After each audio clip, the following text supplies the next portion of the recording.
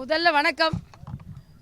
அரசியல் கட்சி தலைவர்களைப் போலவே இந்த தேர்தலுக்கு கடுமையாக உழைத்த ஊடக நண்பர்களுக்கும் சகோதரர்களுக்கும் நான் முதலில் எனது நன்றியை தெரிவித்துக் கொள்கிறேன். நாங்கள் மட்டும்தான் வெயிலில் அலையலை, எங்கள் கூட சேர்ந்து நீங்களும் அலைஞ்சிங்க மக்களுக்கு விழிப்புணர்வு ஏற்படுத்துவதற்கு. அதனால் உங்களுக்கு எனது நன்றியை தெரிவித்துக் கொள்கிறேன்.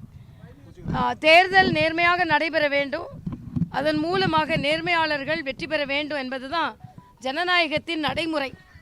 ஆனால் இங்கே உள்ள திராவிட முன்னேற்றக் கழக அரசு அவர்களுக்கு எப்பொழுதெல்லாம் தோல்வி பயம் வருகிறதோ உடனே அவர்கள் மாற்று பாதையை கடைபிடிப்பது வழக்கம். அதே போல தென் சென்னையிலும் அவர்கள் மயிலாப்பூரில் 13வது வாக்குச்சாவடியில் 122வது வட்டத்தில் 50 பேர் புகுந்து உள்ளே உள்ள ஏஜெண்டுகளையெல்லாம் அடித்து துரத்திவிட்டு கள்ள ஓட்டு போட முயற்சி செய்தார்கள். அதற்கு பின்பு அதை போலீஸ் அப்சர்வருக்கு எங்களது சகோதரர் செயலாளர் அண்ணன் கரத்தே தியாகராஜன் அவர்கள் அதற்காக சென்று போலீஸ் அப்சர்வரை பார்த்த பின்பு சீஃப் ஏஜெண்டாக இருக்கின்ற அண்ணன் துணைத் தலைவர் கருநாகராஜன் போன்றவர்கள் எல்லாரும் அதற்காக கம்ப்ளைண்ட் கொடுத்ததுக்கப்புறம் போலீஸ் அப்சர்வரின் நடவடிக்கையினால் சில நடவடிக்கைகள் எடுக்கப்பட்டிருக்கிறது. ஆனால் அதற்கு முன்னாலேயே அவர்கள் எங்களது ஏஜெண்டுகளை வெளியே அனுப்பிவிட்டார்கள். 50 பேர் புகுந்திருக்கிறார்கள்.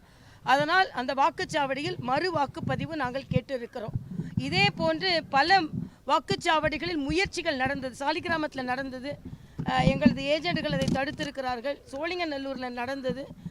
அதே போல் சில இடங்களில் கொத்து கொத்தாக வாக்காளர்கள் பெயர் நீக்கம் செய்யப்பட்டிருக்கிறது. குறிப்பாக டி நகர் 199, 200, 201, 202 இந்த வாக்குச்சாவடிகளில் ஆயிரக்கணக்கான வாக்காளர்களின் பெயர் நீக்கப்பட்டிருக்கிறது.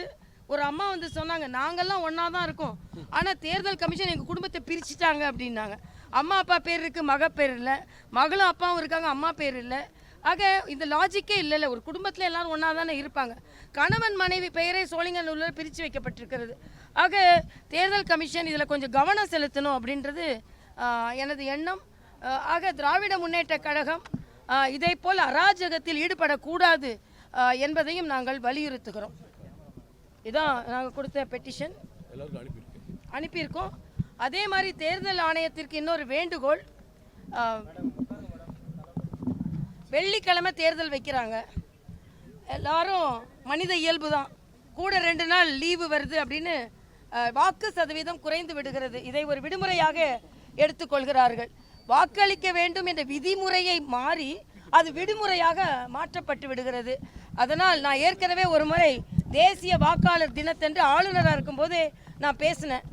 வெள்ளிக்கிழமையும் திங்கக்கிழமையும் தயவு செய்து தேர்தல் நாளை நீங்கள் ஃபிக்ஸ் செய்யாதுங்க அப்படின்னு. ஏன்னா திங்கக்கிழமைனா சனி ஞாயிறு திங்கள் லீவ் எடுத்துகிட்டு போயிடுறாங்க, வெள்ளிக்கிழமைனா வெள்ளி சனி ஞாயிறு லீவ் எடுத்துகிட்டு போயிடுறாங்க. அதனால் நடுவில் புதனாவது வியாழனாவது வைப்பது நல்லது அப்படின்னு நான் ஒரு கோரிக்கை வைத்து அதை பரிசீலித்தால் நல்லதுன்னு நான் நினைக்கிறேன். அதே மாதிரி 100% வாக்குக்கு விளம்பரம் பண்ணுகிறார்கள்.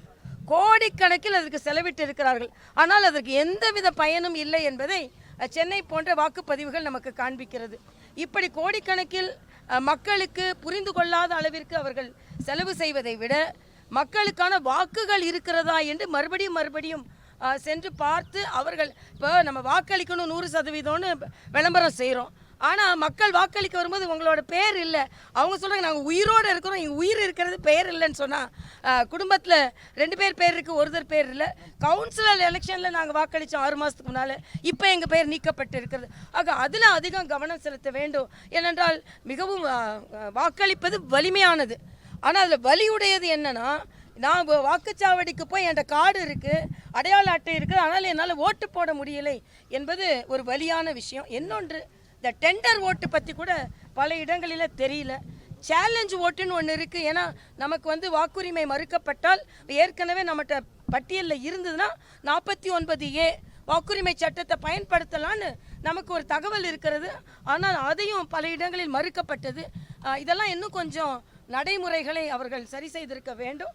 ஆனாலும் தேர்தல் ஆணையம் இவ்வளவு பெரிய திருவிழாவை சரியாக நடத்தி காண்பித்திருக்கிறார்கள். அங்கெங்கே ஒரு பிரச்சனைகள், அதற்கும் நாம் அவர்களுக்கு பாராட்டை தெரிவித்துக் கொள்வோம்.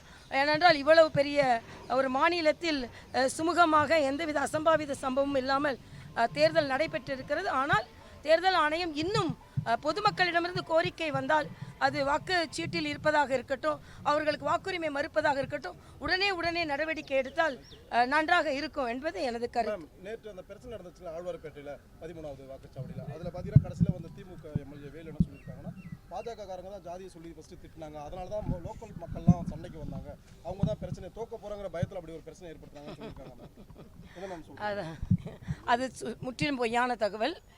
ஏன்னா யாரும் நாங்கள் வந்து ஜாதியை பற்றி பேசுகிறதுக்கெலாம் இல்லை. எல்லாரும் நல்ல ஏஜென்ட்ஸ் தான் உள்ளே உட்காந்துருந்தாங்க. அவங்களாம் செஞ்சுருக்க மாட்டாங்க.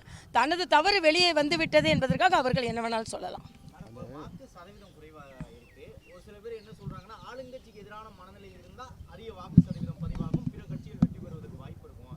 அதே நேரம் வாக்கு சதவீதம் குறைவாக இருக்கிறதுனால இது ஆளுங்கட்சிக்கு ஒரு ஆதரவான விஷயமா பார்க்கப்படுதுன்னு சொல்றாங்க. ஸோ ஆளுங்கட்சிக்கு ஆதரவு வந்தால் பெரும்பாலும் வாக்களிக்க வரமாட்டேன்றாங்களா? அப்போ அதுவே தப்பு தானே. நீங்கள் வந்து எங்களுக்கு வந்து அதை பற்றி கவலை இல்லைன்னு சொல்ல, அதெல்லாம் தப்பு. என்னமோ நீங்கள் இப்போ முடிவுகளை சொல்லிக்கிற மாதிரி. ஒட்டுமொத்தமாக வாக்கு சதவீதம் குறைவது என்பது அனைவரும் கவலை அளிக்கக்கூடியதான். இதில் ஏதோ ஆளுங்கட்சி மகிழ்ச்சி அடையக்கூடியதெல்லாம் ஒன்றும் இல்லை.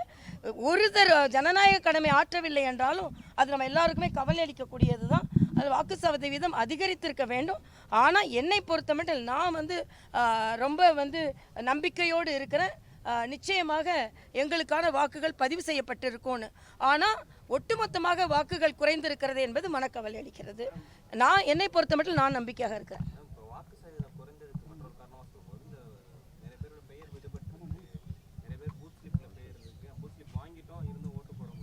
இல்லை, அதுதான் ஏற்கனவே சொல்லிட்டேன் இல்லை, அதுவும் காரணம், விடுமுறையும் ஒரு காரணம்.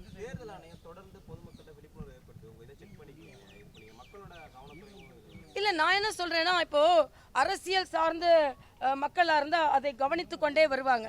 இப்போ இவங்க வேறு முறை, இப்போ இந்த முறை நாங்கள் மறுபடியும் விழிப்புணர்வு ஏற்படுத்தி செக் பண்ணிக்கோங்கன்னு சொல்கிற முறை சரியாக வரல மக்கள்கிட்ட. அப்போ வேறு முறையை அவங்க கையாள வேண்டியதான். அலுவலகத்துக்கெல்லாம் போய் நோட்டீஸ் ஒட்டலாம், இல்லைனா நீங்கள் வந்து ரயில்வே ஸ்டேஷனில் இருக்குது, பஸ் ஸ்டாப்பில் இருக்குது, அங்கே வெரிஃபை பண்ணிக்கலாம், இல்லைனா உங்கள் இணையதளத்தில் அனுப்புகிறோம். ஏதோ ஒரு மாற்றத்தை கொண்டு வர வேண்டும். திருப்பி நாங்கள் செக் பண்ண சொல்கிறோம், சீட்டில் இல்லை அப்படின்றது ஏதோ ஒரு விதத்தில் அங்கே தவறு நடக்கிறது என்பதை தானே காண்பிக்கிறது. என்ன சொல்கிறாங்கன்னா, பிஜேபிக்காரங்க வந்து தேர்தல் முடிஞ்சாக்க இன்னைக்கு வந்துட்டு எங்கள் ஓட்டு காணாமல் போச்சுன்னு சொல்கிறாங்க. இதுக்கு தான் பூத் ஏஜென்ட்லாம் கரெக்டாக இருக்கணும். பூத் ஏஜென்ட்டே இல்லாத கட்சினா இது மாதிரி தான். இல்லை, இப்போ எல்லாம் நான் கேட்குறேன், வாக்காளர்களின் பேர் இல்லாதது பாஜக வாக்காளர் இல்லை, ஒட்டுமொத்த வாக்காளர். அப்போ இவங்களே நீக்கிட்டாங்களா? இப்படி சொல்கிறாங்கன்னா அப்போ அவங்க தான் நீக்கிட்டாங்களா? பாஜக வாக்காளர்னு தெரிஞ்சு நீக்கியிருக்காங்களா? அப்போ அப்படிப்பட்ட குற்றச்சாட்டை நான் வைப்பேன். அப்போ அவங்களே எங்கப்பா குதிர்க்குள்ளே இல்லைன்றதுக்கு அப்போ இவங்க நீக்கப்பட்டதெல்லாம் பாஜகவின் வாக்காளர்னு இவங்களே ஒத்துக்கிறாங்களா? இன்னும் சொல்லப்போனால் அப்படி நீக்கப்பட்டதெல்லாம் அப்படிப்பட்ட வாக்காளர் தான் இருக்கிறாங்க. ஆனால் அது அவர்களே ஒப்புக்கொள்வதை போல இருக்கிறது என்பது தான்.